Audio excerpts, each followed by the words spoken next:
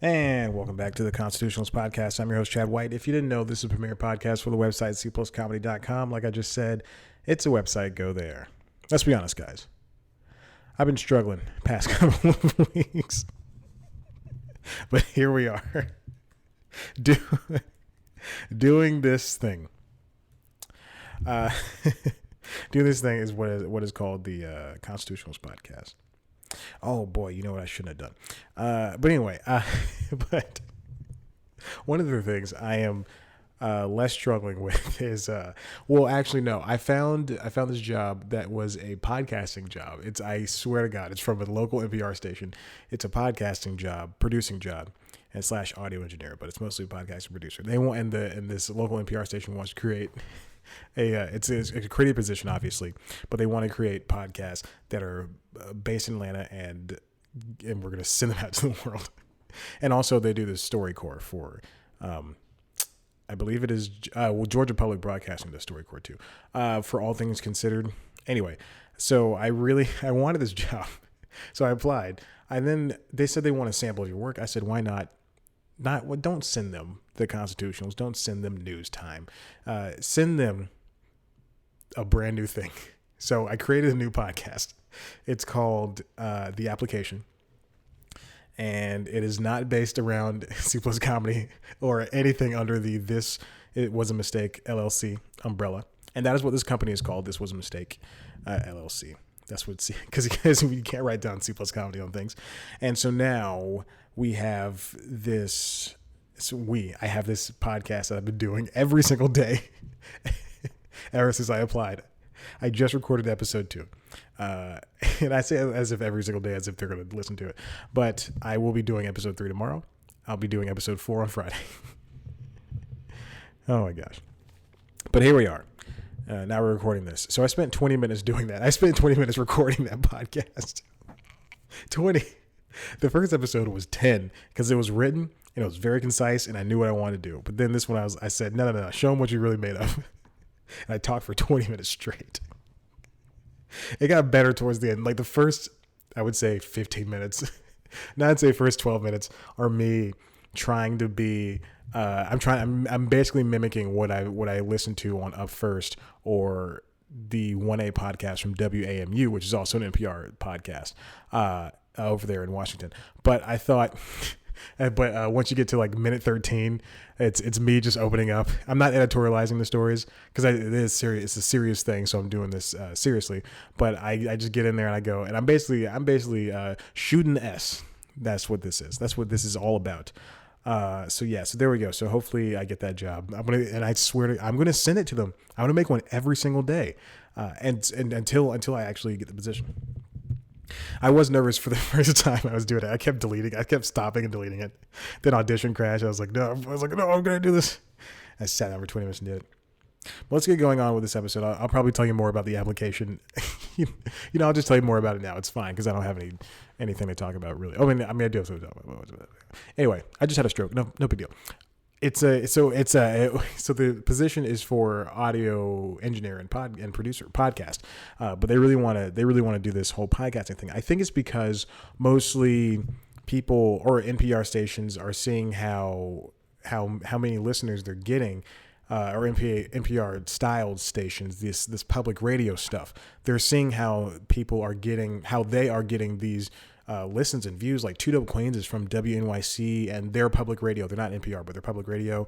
And WAMU, of course, with 1A is probably getting the biggest listens. And All Things Considered and Fresh Air and all of these driven podcasts, all of these niche podcasts are getting these listens. Oh, I say niche and Fresh Air is like the broadest thing, as are 1A and the other ones, but still.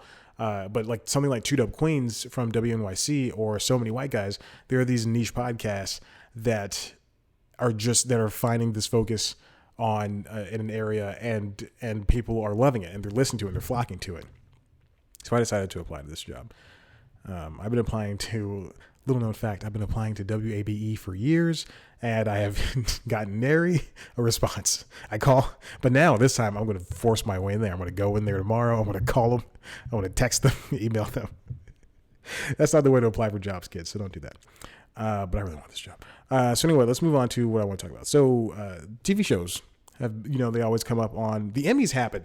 Let's talk about the Emmys really quick. There was one, it was a fine Emmys, which is, fair and everything. There's a lot of reviews coming from, Deadline and Variety, the trades, Hollywood Reporter, and they're all reviewing like, oh, the Emmys was tepid and it wasn't good, blah, blah, blah. But I thought it was a fine Emmys. It's not I don't expect the best from something that is produced by NBC or like a big award. I don't expect that much from a big award show. We got a surprise wedding, what's it called? Marriage proposal. But the issue is, I think the issue is, and you can't say Emmys are so white because it was a diverse picking this year. But I think the issue is that there's a lot of stuff to watch. And B, I can hear a motorcycle outside. And B, you probably heard it too. And B, there were a lot of first timers up there, like Henry Winkler. I can just hear the world of Black Twitter or people of color Twitter just exploding because Henry Winkler beat, I think it was Donald Glover and some other people Best Supporting Actor. It was Brian Tyree Henry and Titus Burgess. But Henry Winkler has not got an Emmy. He's been on TV for 40 years and he hasn't got an Emmy. So there we go. And then Rachel Brosnahan and the entire team at Marvelous Miss Maisel, they won 4 awards tonight. But then again, I mean, diversity, when you want these diversity slots, they are for women too. They're not just for people of color. They're for women as well. And those women happen to be white women. So, but I'm very happy that everything went on without a hitch. I did have a lot of qualms though. It shouldn't. I think okay. So one of the reviews said for Michael Che and Colin Jost, who are Weekend Update hosts, they said that they were like they were tepid. They didn't have as many hard. They said they were out of place, essentially saying that Che and Jost are more suited for their Weekend Update offering, which I don't think is the case. I think that they did. I do feel that the jokes weren't as punchy or as hard hitting, and a lot of the SNL writers wrote on it. I noticed. I watched the credits because I am a loser, but Mikey Day was there. He wrote for the show, and a few other SNL writers. I only noticed Mikey Day because I like Mikey Day, but because he's deserved to be there. He's been working his entire. Gosh, he was on that Nick Cannon show. What's it called? Wild and Out, and he went to SNL. How many people did that? Him and Pete Davidson, Lil Rel Howery, Kevin Hart, and some other people. They all exploded, and everybody's gone their separate ways now. It's insane. Anyway, going back, but I think Che and Jost, and the show was also produced by Lorne Michaels because, of course, he's a mega producer over at NBC. So I think the issue is that the jokes weren't hard hitting, and also the jokes probably were more suited for Weekend Update, but. I think honestly they should have started writing the show, and I'm not saying Che and Jost, but I'm saying the writers in them. I assume they could have only gotten together last month, but they should have started writing it in May. If we know who's gonna host, the day we know who's gonna host, get the writers together and don't even get on text chain. Just start, just put down what jokes we're gonna tell. Just start, have them write fake jokes every single week. Have them come together once a week via Skype or something. I don't know if it's possible. I don't know, but that's how they get warmed up because I think the jokes did have a miss factor. The timing was great. The Fred Armisen and Maya Rudolph stuff was good. Because I love a good callback, but such as Michael Che's "Thank You Jesus," and a bunch of people started thanking Jesus after that. But I think the issue is that it was just there was a factor of jokes, not enough jokes, and not enough frequency of jokes. One of the another one of the issues I had was I think that Che and Jost, they used them perfectly. Like they came in and we saw them a decent amount of times because when you're watching, there's a whole kerfuffle of over Che and Jost hosting, and then it just kind of died down. It was mostly brought up by one person who is in charge of this nation, And so but I think they utilize them to the fullest. When you're watching the monologue, when I was watching the monologue, I thought, oh well, we're only going to see them for 10 minutes, and then they're going to disappear. They're going to come back and introduce, tell some jokes sometimes, and then introduce other people. That's generally how hosting works, and I think that Che and Jost did a fine job. But Glenn Weldon over at NPR it wasn't Glenn Weldon. That was a wholly different episode. But the Pop Culture Happy Hour over at NPR, the podcast, they said one of the issues was that we saw Che and Jost too much. I disagree. Like I said, I think we saw them just enough. I just think that they didn't leave. You're going to leave a lasting mark one way or the other. Either you're really funny or you're not really funny. And NPR Pop Culture Happy Hour thought they were not really funny. And I guess if I'm kind of pigeonholing myself into that, then I think, they were, God, I don't want to say that. They were really funny. I thought they were funny. But I do think that they should have just gotten the team together and wrote some jokes a month or two beforehand instead of, what I assume is just the month or weeks beforehand. But the Emmys are hard. And producing a show like that is hard. SNL should not have won for Best Variety Show. Come on, guys. Best comedy, of course, was Marvelous Ms. Maisel, and then Game of Thrones. Game of Thrones has been off the air for a year and some change, and I'm surprised that it's still held up in its category. Bill Hader looked surprised, like he shouldn't have won the comedy actor category. He did a good job too. I like that show. Barry's a really good show. Watch Barry. Barry is a very fun show. I don't know if I wrote a review for it. I don't remember because I stopped writing reviews. Regina King, 7 Seconds, even though that was canceled, she won. Just a whole bunch of things. If you didn't watch the show, then you're not missing much. John Mulaney won for Variety Special. There's other ones out there. And then Glenn Weiss proposed to his his future wife, ex-girlfriend, future wife. But speaking of Fred Armisen and Maya Rudolph, I started watching the Amazon Prime show Forever. It is a very good show created by, I've only seen the first couple episodes, but Alan Yang and Matt Hubbard created this show. It's very dry. It has, if you're not gonna like it if you don't have that type of humor. But Fred Armisen and Maya Rudolph play this couple who are just going through the ruts, and it's kind of tough to watch because you're kind of from the first episode you're going to see kind of a relationship go down the drain. BoJack Horseman, of course, returned to Netflix. I'm having a good time with it. Again, 1 to 2 episodes a day. Not much. It's more BoJack Horseman, basically telling the same jokes. I'm not gonna lie. Moving on. This is a story that came out literally the minute after I posted this podcast last week. But HBO Head. This is from Slash Film. HBO Head calls Netflix the Walmart of streaming. Teases another new streaming service. Here's the issue. I know what this person means, but I don't think it came out right. Now, it's not a head that's been here for a long time. This is an AT&T CEO. This is Randall Stevenson. He's literally had HBO in his pocket within the past couple of months. Stevenson said, this is a quote from Variety, AT&T is looking to launch a new direct-to-consumer model for Warner Media, the former Time Warner, built around the Warner Bros. Content library, including content from HBO and Turner Sports. The company plans to reveal more details of the new direct-to-consumer streaming plans in the fourth quarter of 2018. And this is what he said about Netflix. HBO is a very, very unique asset. I think of Netflix, HBO. I think of Netflix kind of as the Walmart of brackets subscription video on demand services. HBO is kind of the Tiffany. That is the rudest thing to say about one of the most popular services in the world. But I understand what he was saying. He was saying that Netflix is for, which is also, this is bad what I'm about to say. Netflix is for everybody, for the layman. Netflix is for the guy who can't afford to pay all his bills at once. Tiffany's for the guy who wants to treat his woman right for the rest of his life. I think that's what he's saying. He's saying that Netflix is a Honda Accord, whereas HBO is a Lambo or a Bentley. I think at one point I said Netflix when I meant to say HBO. But anyway, yes. This is a very funny thing.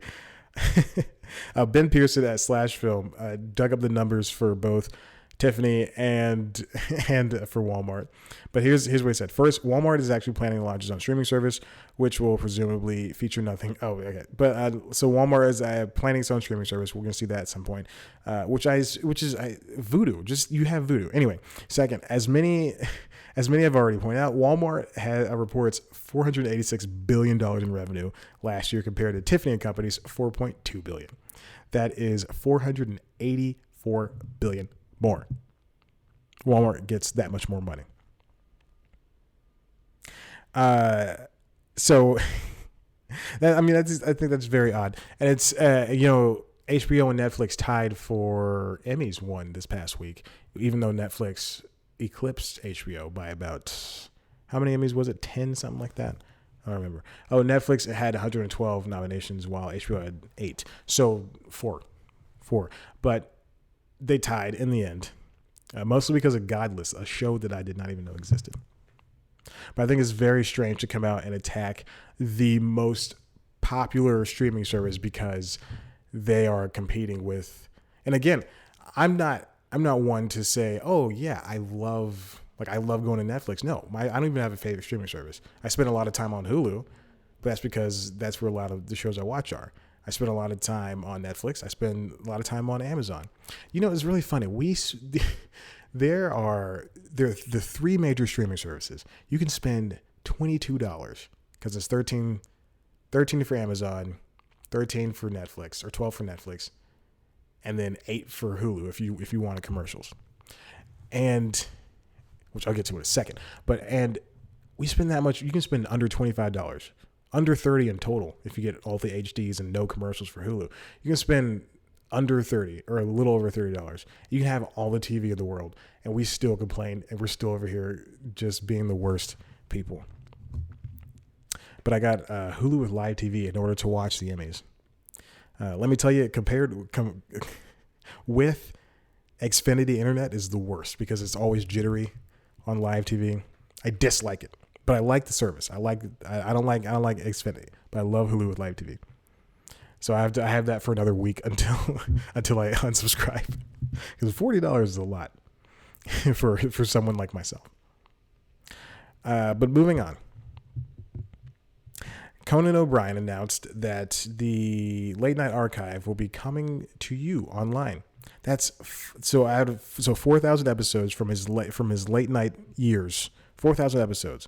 The archive is coming. This is from the 25th anniversary that happened last week. Conan said that I think it's just going to be late night with Conan O'Brien. I don't know what happens to the Tonight Show. the 8 months that he was there. So the archive is going to be released in January 2019.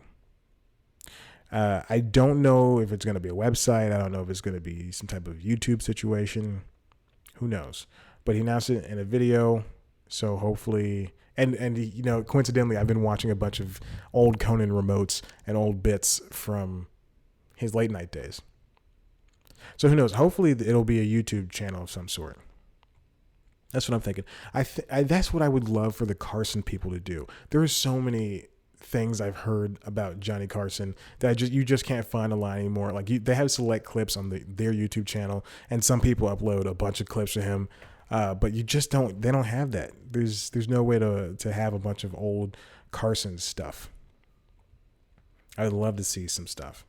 I watched one of my favorite clips is Don Rickles comes out in the middle and he interrupts an interview that Carson had with Frank Sinatra,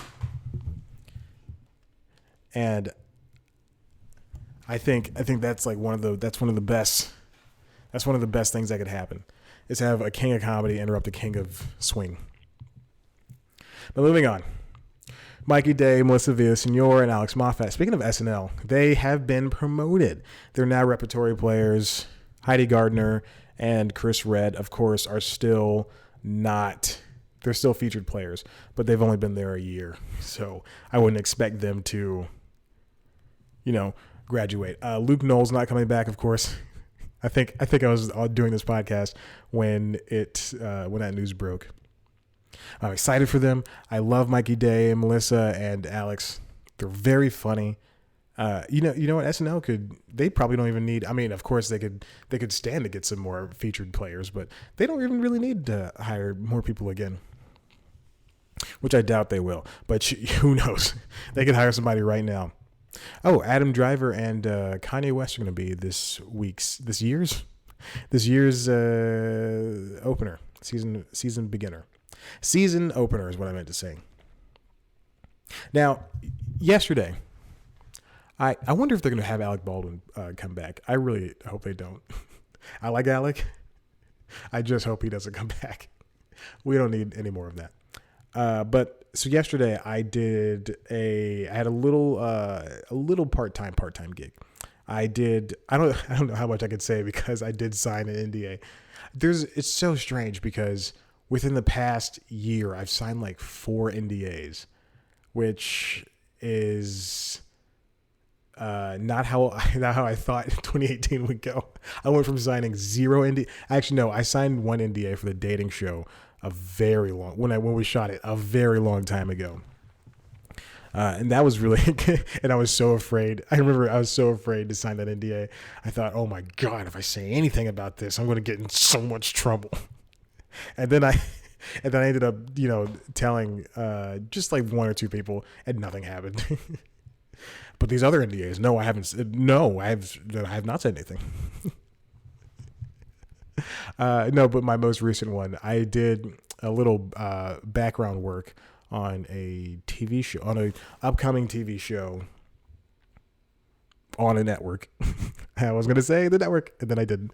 On a network, and I had to play some type of gang member, which when you look at me, look at what I'm wearing. If you're watching the video, you can see what I'm wearing. I don't look like a gang member. I am your uncle dressed for Easter Sunday. Easter Sunday Uncle. That's what will be my new nickname. Easter Sunday Uncle. That sounds like a rap name, but it also sounds like the first LP. Not a mixtape. The first LP in my catalog. Did you guys hear Easter Sunday Uncle? Did you hear his first album? I was gonna say posthumous, but that's what it is. That means I died.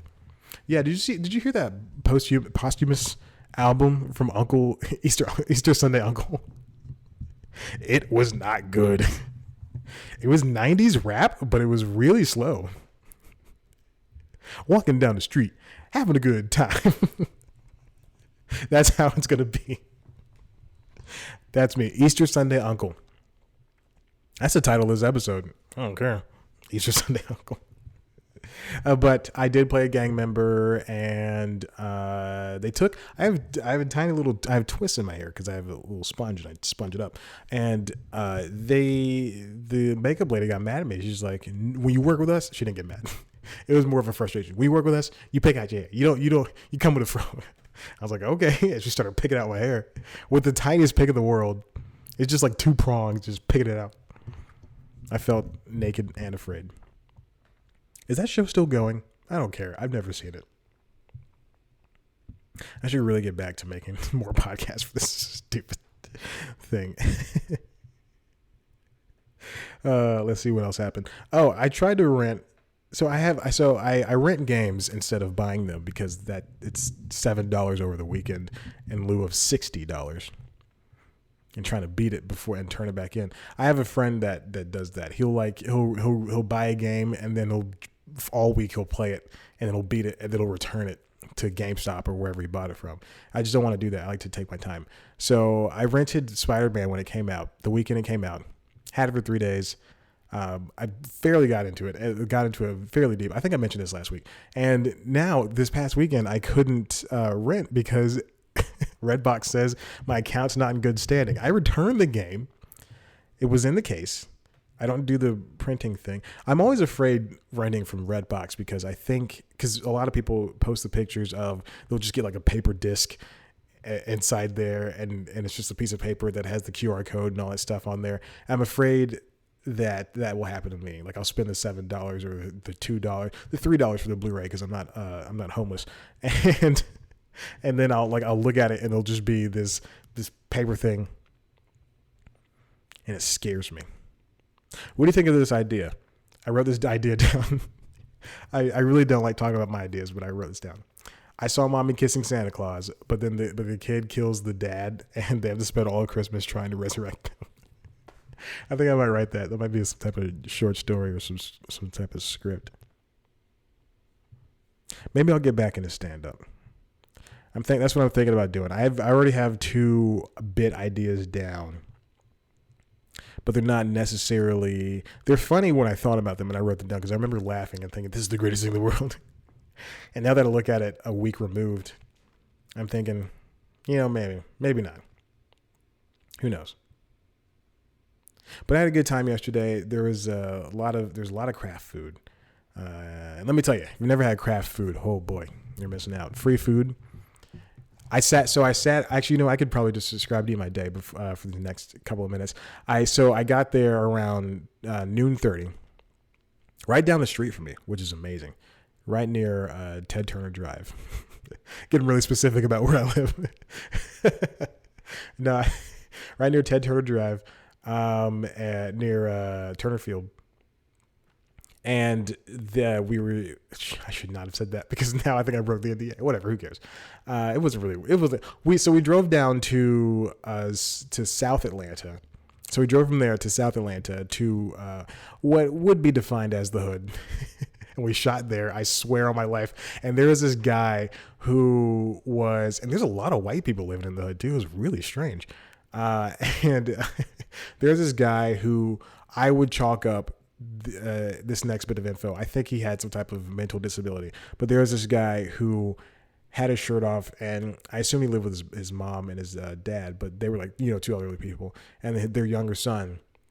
They were watching us shoot this TV show, and at some point, so we're maybe like an hour into shooting. I don't know, it doesn't matter. Like an hour into shooting, and this guy starts screaming at the top of his lungs.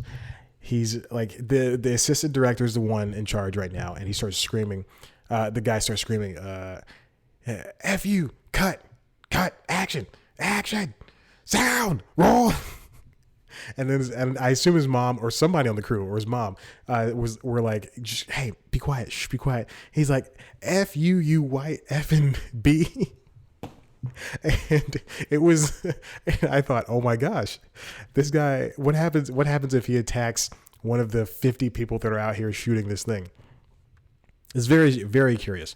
But we had to pretend smoke joints. We had to pretend smoke cigarettes. Let me tell you, it does not taste good. I'm not one to do that stuff in the first place, but Jesus, this fake stuff he's like herbal cigarette. And you're sitting there like, it just goes into your throat and it makes you want to cough up a lung. So that's how regular smoking works. But anyway, craft table was great. A lot of free food. Some candy too.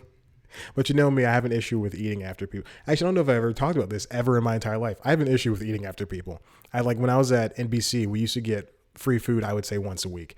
From somebody. Either they send it to us or NBC buys it for us. And like pizza or salad or Moe's or, just burgers or donuts, cookies, weird, just the freest of weirdest of foods.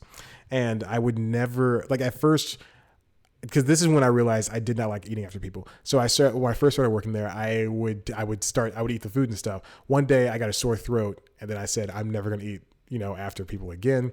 And I stopped. And of course the sore throat stopped. Which makes sense because people are disgusting. And when you see people just touch things with their hands and they cough and they don't cover their mouths and that does pass germs. Okay. Coughing, no matter what, passes germs. Anything that happens passes germs. All right. I understand that, but I like to keep my sanity by, not doing that, by not partaking in stuff, that I need to, that will get me sick. And so that's why I don't eat after. And then also, I would say maybe around the same time, about 2.5 years ago, I was at the gym and at my old gym, and I saw this guy, and I could point out the guy to this day. I saw this guy walk over to the water fountain, take a sip. He took a sip with some water, and then without moving his head, he spits the water back into the fountain which I immediately said, I will never use another public water fountain. I never used public water fountains in the first place. But if it was at the gym, I assumed it was going to be clean. But now I would never use that because I saw that guy do that. And I could go back to that gym today and go, it was him.